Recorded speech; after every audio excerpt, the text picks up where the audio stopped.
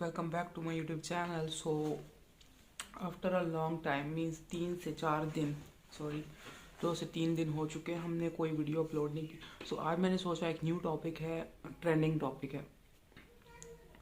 Topic का नाम है अखंड भारत। अब मुझे इसके बारे में ज़्यादा पता नहीं है। आई थिंक इसका मतलब है अनडिवाइडेड इंडिया। हम इस पर रिएक्ट करेंगे। अब शुरू करने से पहले एक अहम बात कि डोंट स्प्रेड एनी हेट। ये सिर्फ टॉपिक लर्निंग पर्पस के लिए, नॉलेज के लिए। हम अभी इस पर रिएक्ट करने वाले हैं। Here we go, 1 2 3 start. नमस्कार दोस्तों, अखंड भारत यानी अनडिवाइडेड इंडिया, बहुत से लोग इसकी बात करते हैं। कुछ लोगों का ये एक सपना भी है, लेकिन रियलिस्टिकली बात करें तो क्या ये पॉसिबल भी है? अगर हाँ तो किस तरीके से? आइए जानने की कोशिश करते हैं आज के इस वीडियो में। सरदार वल्लभ भाई पटेल को कुछ लोग फादर ऑफ अखंड भारत कहते हैं, क्योंकि उन्होंने वीपी मेनन के साथ मिलकर 500 से ज्यादा प्रिंसली स्टेट्स को यूनाइट किया, जिससे आज का भारत बना। लेकिन अखंड भारत का मतलब आज से भी ज्यादा बड़ा भारत है, जिसकी बाउंड्रीज आज की इंडिया की बाउंड्रीज से ज्यादा बाहर निकलती है। लेकिन एग्जैक्टली क्या है अखंड भारत की डेफिनेशन, क्या है इसका नक्शा, वो डिपेंड करता है जिससे आप पूछोगे। कुछ लोगों के लिए अखंड भारत का मतलब है आज का India plus Pakistan occupied Kashmir और चाइना ऑक्यूपाइड कश्मीर, जो कि इंडिया का ऑफिशियल मैप दर्शाता है। दूसरी तरफ कुछ लोगों के लिए अखंड भारत का मतलब है 1947 के पार्टीशन से पहले का भारत, यानी इंडिया प्लस आज का पाकिस्तान और बांग्लादेश मिलकर अखंड भारत को बनाएंगे। तीसरा, कुछ लोगों के लिए अखंड भारत की बाउंड्रीज में अफगानिस्तान, नेपाल, भूटान, श्रीलंका जैसी इंडिया की नेबरिंग कंट्रीज भी कैसा हो सकता है। और चौथा, कुछ लोगों के लिए अखंड भारत की बाउंड्रीज हैं अफगानिस्तान से लेकर ना सिर्फ तिब्बत तक, बल्कि थाईलैंड, कंबोडिया, मलेशिया और इंक्लूडिंग इंडोनेशिया तक। सुनने में अनरियलिस्टिक लगता है, लेकिन मैं इस वीडियो में कहना चाहूंगा दोस्तों, ये ना सिर्फ पॉसिबल है बल्कि मैं इसे सपोर्ट भी करता हूं। जाहिर सी बात है आपके मन में सवाल उठेगा कि कैसे पॉसिबल है और मैं क्यों सपोर्ट करता हूं इससे। क्यों का जवाब तो बड़ा सिंपल है, क्योंकि अगर ये सारे देश यूनाइटेड रहेंगे एक कंट्री की तरह, तो इन सब में भारी स्केल पे इकोनॉमिक डेवलपमेंट देखने को मिलेगी। हर देश आत्मनिर्भर होने के बारे में नहीं सोचेगा। हर देश जिस चीज में अच्छा है उसमें स्पेशलाइज करेगा, और इन सारी कंट्रीज के बीच में फ्री ट्रेड होगी, कोई इंपोर्ट ड्यूटीज नहीं, कोई कस्टम्स नहीं। इससे हर देश की इंपोर्ट एक्सपोर्ट ज्यादा आसानी से हो पाएगी, इकोनॉमिक डेवलपमेंट हमें देखने को मिलेगी। इसके अलावा इन देशों के बीच में दुश्मनी खत्म हो जाएगी, तो मिलिट्री पर इतना पैसा खर्च करने की जरूरत नहीं। वहां पर पैसा बचेगा जिसको स्पेंड किया जा सकता है ज्यादा काम की चीजों में, एजुकेशन, हेल्थ केयर जैसी चीजों में। साथ ही साथ बॉर्डर्स नहीं होंगे, तो आप छुट्टी मनाने लाहौर से लेकर इंडोनेशिया तक जा सकते हैं बिना पासपोर्ट और वीजा की चिंता करें। तो फायदे तो कई सारे हैं, लेकिन सबसे बड़ा सवाल यहां पर यह उठता है कि कैसे पॉसिबल है ये करना। अब जो लोग आमतौर पर अखंड भारत की बात करते हुए दिखते हैं आपको सोशल मीडिया पर, वो बड़े अनक्रिएटिव लोग हैं, क्योंकि उनके दिमाग में एक ही सोल्यूशन होता है, इंडिया सुपर पावर बनेगा, जंग पर जाएगा पाकिस्तान बांग्लादेश के साथ, उन्हें जंग में हराएगा और कब्जा कर लेगा उनकी जमीन पर, और ऐसे बनेगा हमारा अखंड भारत। लेकिन थोड़ा सा आप सोचकर देखोगे तो आपको दिखेगा कि ये सोल्यूशन ना सिर्फ अनएथिकल है, इनह्यूमेन है, इंसानियत के अगेंस्ट है, बल्कि स्टूपिड भी है। ऐसा क्यों कह रहा हूं मैं? क्योंकि पहली चीज तो आप किसी की जमीन पर कब्जा करोगे, उन लोगों को बंदी बनाओगे, उन लोगों पे अपनी विल थोपोगे, ये अनएथिकल चीज है। इंसानियत के अगेंस्ट इसलिए है क्योंकि किसी भी तरह की जंग होगी तो हजारों लाखों लोगों की मौत होगी, इसमें लोग अपनी जान खोएंगे। और स्टूपिड इसलिए है क्योंकि इतिहास गवाह है, राजा महाराजाओं ने करने की कोशिश की है हजारों सालों से, लेकिन लॉन्ग टर्म में कोई भी सक्सेसफुल नहीं रहा। लेकिन इन सबसे भी ज्यादा इंपॉर्टेंट अगर आप करोगे तो आपके लिए एक देश के मायने क्या है। जब मैं कंट्री शब्द का इस्तेमाल करता हूं तो आपके दिमाग में क्या आता है? 2 सेकंड तक जरा सोचकर देखिए।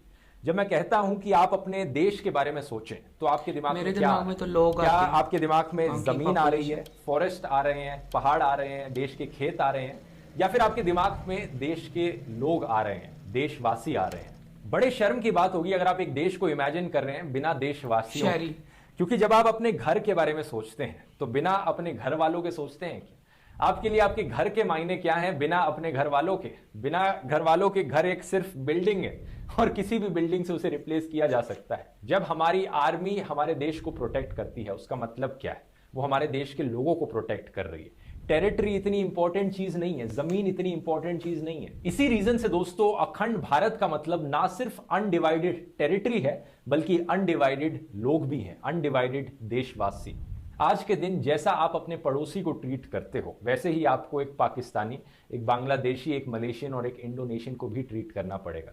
जितने राइट्स आज के दिन हर देशवासी को मिलते हैं उतने ही राइट्स आपको एक्सेप्ट करना पड़ेगा कि एक पाकिस्तानी, बांग्लादेशी, इंडोनेशियन, मलेशियन को भी मिलेंगे। इसका मतलब ये भी है दोस्तों कि कभी भी आप किसी पाकिस्तानी, बांग्लादेशी या मलेशियन से उनके डेमोक्रेटिक और कॉन्स्टिट्यूशनल राइट्स नहीं छीन सकते। तो सही मायनों में अखंड भारत तभी बन सकता है जब इन सारे देशों में कम से कम एक मेजॉरिटी एग्री करे कि हम अखंड भारत का पार्ट बनना चाहते हैं। ये करने के लिए पहली स्टेप होगी इंडिया और पाकिस्तान को रीयूनाइट करना।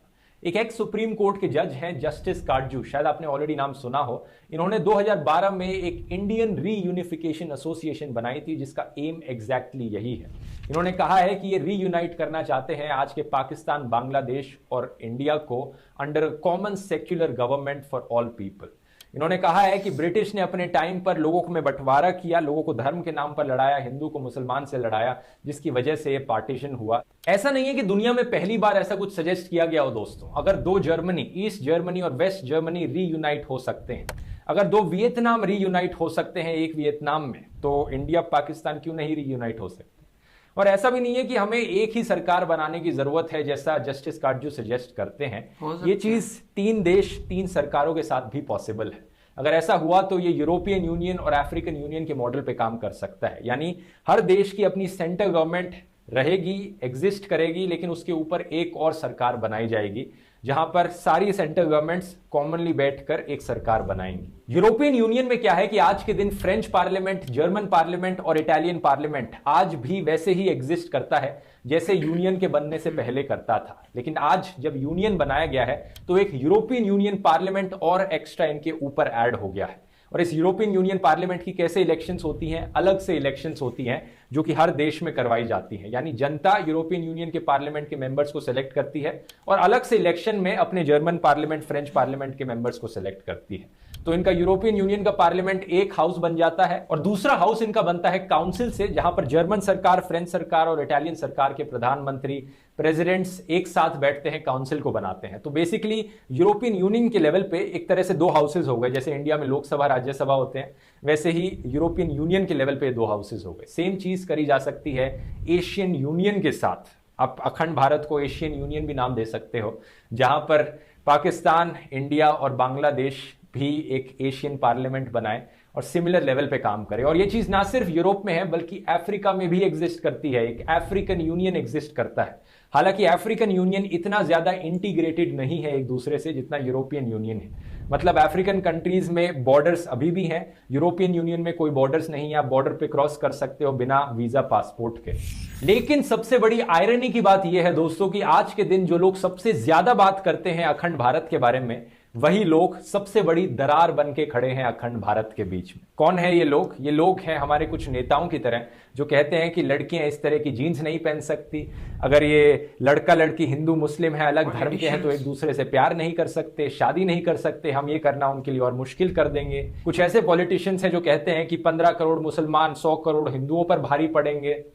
15 करोड़ है मगर 100 के ऊपर भारी है, याद रख लेना ये बात। कोई ऐसा सो कॉल्ड प्रीस्ट है हमारे देश में जो कहता है कि हमारे पुराने प्रेसिडेंट डॉक्टर अब्दुल कलाम एक जिहादी थे। हमारा ये गोदी मीडिया है और कुछ पार्टी के आईटी सेल हैं जो दिन भर भड़काऊ हेडलाइंस चलाते हैं और हिंदू मुसलमानों को लड़वाने का काम करते हैं। अरे मतलब कुछ नेता ही हैं हमारे जो कहते हैं कि हिंदू मुसलमान अलग संस्कृति है, एक देश में नहीं रह सकते। हिंदू अलग संस्कृति है, मुस्लिम अलग संस्कृति है, दोनों एक साथ नहीं रह सकती। 2 संस्कृतियां कभी एक साथ नहीं रह सकती हैं। ये टकराव होगा, जरूर होगा। और जब 2 संस्कृतियां एक साथ नहीं रह सकती, इसलिए इसका विभाजन असंभव ही है, अवश्य होना चाहिए।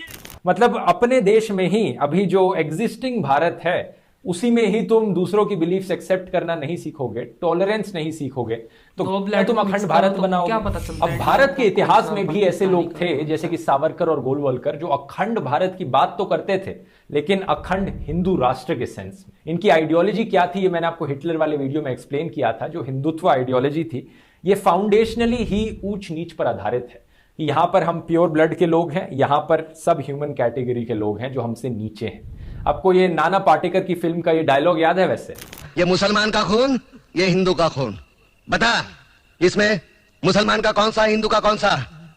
बता अभी साले मैं- बनाने वाले ने इसमें फर्क नहीं किया, तू कौन होता है फर्क करने वाला? अब ये जो हिटलर, सावरकर और रहमत अली जैसे लोगों की विचारधारा थी, इसमें खून से फर्क पड़ता है। इन लोगों के लिए कुछ खून बड़ा प्योर था, कुछ खून बड़ा इम्प्योर था, कुछ खून बड़ा सच्चा था, कुछ खून बड़ा झूठा था। वैसे ये जो हिंदू राष्ट्र का टॉपिक है, ये अपने आप में ही बड़ा इंटरेस्टिंग और डिटेल्ड टॉपिक है। आप कहते हो तो इस पर मैं अपना एक सेपरेट वीडियो बना सकता हूं, नीचे कॉमेंट्स में लिखकर बता सकते हो आप।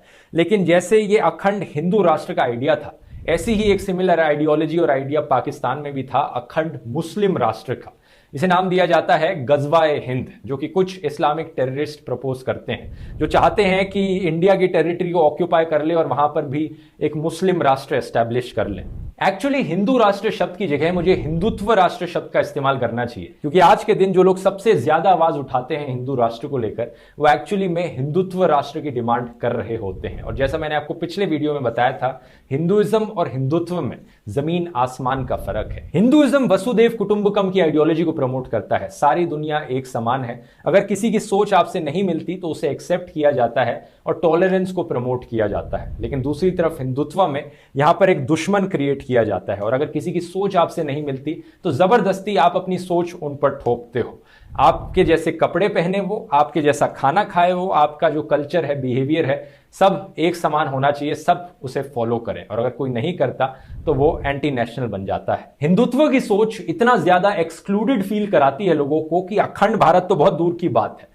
अगर ये सोच एक हद से ज्यादा डोमिनेट करी अभी के भारत पर, तो सिविल वॉर जैसी सिचुएशन क्रिएट हो सकती है और देश के और ज्यादा टुकड़े हो सकते हैं। अनडिवाइडेड रहने की जगह देश में डिवीजन बढ़ सकता है। लेकिन अच्छी खबर यह है दोस्तों कि अगर हमने सरदार वल्लभ भाई पटेल, भगत सिंह, गांधी जी, सुभाष चंद्र बोस और बाबा साहेब अंबेडकर की इंक्लूसिव और सेक्युलर सोच और विचारधारा को प्रमोट किया देश में, तो ना सिर्फ ये मल्टीकल्चरल देश अनडिवाइडेड रह सकता है, बल्कि हम सही मायनों में अखंड भारत भी बना सकते हैं बाकी देशों के साथ मिलकर। एग्जैक्टली ये यूनिफिकेशन पॉलिटिकली और एडमिनिस्ट्रेटिवली किस तरह से पॉसिबल हो सकता है, ये बताने के लिए मुझे एक और वीडियो का समय लगेगा कम से कम। तो अगर आप और वीडियोस देखना चाहते हैं इस टॉपिक पर, नीचे कॉमेंट्स में लिखकर बता दीजिए, मैं वो वीडियो भी फिर बनाऊंगा। पसंद आया, अगर आप मेरी बात से सहमत हैं, वीडियो को जरूर शेयर कीजिए और मिलते हैं अगले वीडियो में। बहुत बहुत धन्यवाद।